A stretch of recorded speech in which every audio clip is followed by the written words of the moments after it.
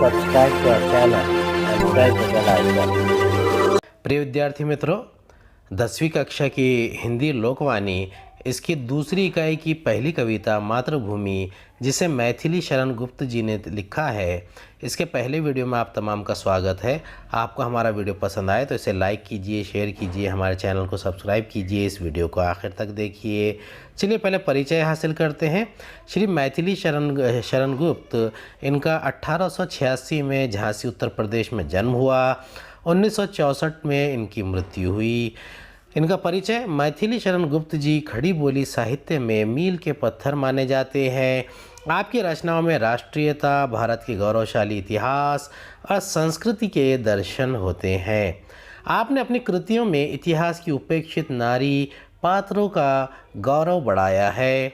श्री मैथिली शरण गुप्त की प्रमुख कृतियाँ साकेत महाकाव्य, यशोधरा, जयद्रथ वध, पंचवटी, भारत भारती, खंड काव्य, रंग में भंग, राजा प्रजा नाटक आदि है।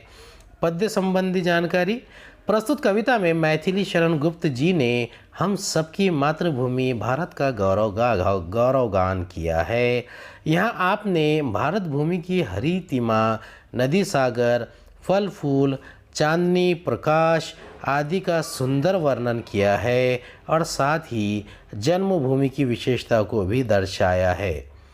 चलिए इस कविता को पढ़ते हैं, मातृभूमि को, इसे समझने की कोशिश करते हैं। ये बहुत ही सुप्रसिद्ध कवि है मैथिली शरण गुप्त। इन्हें भारत का राष्ट्रीय कवि भी माना जाता है। इन्होंने बहुत अच्छी रचनाएं की है। ये राष्ट्र कवि के तौर पर भी प्रसिद्ध है। नीलांबर परिधान हरित पट पर सुंदर है, नीलांबर परिधान हरित पट पर सुंदर है। सूर्य चंद्र युग मुकुट मेखला रत्नाकर है। सूर्य चंद्र युग मुकुट मेखला रत्नाकर है।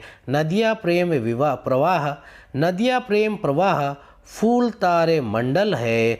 नदिया प्रेम प्रवाह, फूल तारे मंडल है। बंदी जन खग वृंद, शेष फन सिंहासन है। करते अभिषेक पयोध है, बलिहारी इस देश की। हे मातृभूमि तू सत्य ही, सगुन मूर्ति सर्वेश की। नीलांबर नीला आकाश, परिधान करना यानी वस्त्र पहनना। हरित हरे भरे, मेखला यानी करधनी, कमर पर पहनने वाला आभूषण। मंडन शोषा, पयोद यानी बादल, मेघ, सर्वेश ईश्वर, सर्वेश। अब इस कविता के जो पहला भाग हमने अभी पढ़ा है, इसमें कविवर्य कहते हैं कि भारत माता के हरियाली से पूर्ण शरीर पर नीला अंबर उसके सुंदर वस्त्रों के समान है। सूर्य और चंद्रमा भारत के मुकुट के समान सुशोभित है और सागर माता की करधनी के समान है। यहाँ की सदा नीरा नदियों में जल के रूप में सदा प्रेम प्रवाहित होता रहता है। भांति भांति के सुंदर पुष्प फूल सौंदर्य बढ़ाते हैं। जिस प्रकार राजाओं के दरबार में उनका यशगान करने के लिए बंदीजन हुआ करते हैं, उसी प्रकार विभिन्न प्रकार के पक्षी अपने कलरव से भारत का यशोधन करते हैं। हमारी मातृभूमि शेषनाग के फन रूपी सिंहासन पर विराजमान है। बादल जल बरसाकर भारत का अभिषेक करते हैं। कवि इस देश का पर बलहारी जाते हैं और वो कहते हैं कि हे मेरी मातृभूमि, तू वास्तव में सर्वशक्तिमान ईश्वर का प्रारूप है। निर्मल तेरा नीर अमृत के सम उत्तम है। निर्मल तेरा नीर अमृत के सम उत्तम है। शीतल मंद सुगंध पवन हर लेता श्रम है। षड ऋतुओं का विविध दृश्यों तो अद्भुत क्रम है। हरियाली का फर्श नहीं मखमल से कम है। शुचि सुधा सिंचता रात में तुझ पर चंद्र प्रकाश है। हे मातृभूमि दिन में तरनी करता तम का नाश है। नीर यानी पानी जल, शुचि यानी पवित्र शुद्ध, सुधा यानी अमृत जल, तरनी यानी सूर्य, तम यानी अंधकार अंधेरा। अब इस कविता के इस भाग में कवि कहते हैं कि मातृभूमि तुम्हारा शुद्ध जल अमृत के समान उत्तम है। जब शीतल मंद और सुगंधित समीर चलता है तो वो दिन भर किए गए परिश्रम के तनाव को हर लेता है। हमारे देश में 6 ऋतुओं क्रम से आती है और प्रकृति के विभिन्न दृश्यों को प्रस्तुत करती है। गर्मी का ताप, उसके बाद वर्षा की फुहारें, शरद की स्वच्छता, हेमंत, फिर शिशिर की सर्दी और उसके बाद आता है ऋतुराज बसंत। यहाँ की भूमि ऐसी हरी भरी है कि देखकर लगता है कि मानो हरे मखमल के फर्श बिछे हैं। रात्रि के समय में चंद्रमा भारत भूमि को अपना अमृत जैसी शीतल और पवित्र चांदनी से सींचता है। उसी प्रकार दिवस के समय सूर्य आकर तम का विनाश करता है। सुरभित सुंदर सुखद सुमन, सुरभित सुंदर सुखद सुमन तुझ पर खिलते हैं। भांति भांति के सरस सुदोपन फल मिलते हैं। औषधियाँ हैं प्राप्त एक से एक निराली, खाने शोभित कहीं धातु वो रत्ने वाली। सुरभित सुगंधित सौरभित सरस रसपूर्ण रस से भरे हुए सुधोपम, सुधा अर्थात अमृत जैसे, वर यानी श्रेष्ठता। सुरभित सुंदर सुखद सुमन तुझ पर खिलते हैं।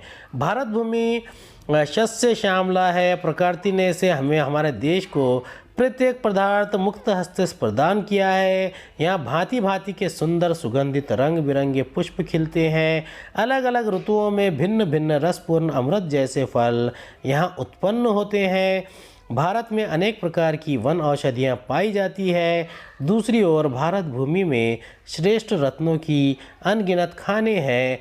जीवन के लिए आवश्यक सभी पदार्थ यहाँ बहुतायत में पाए जाते हैं। मातृभूमि तुम वसुधा और धरा संज्ञाओं को वास्तव में चरितार्थ करती है, ऐसा कवि कहते हैं।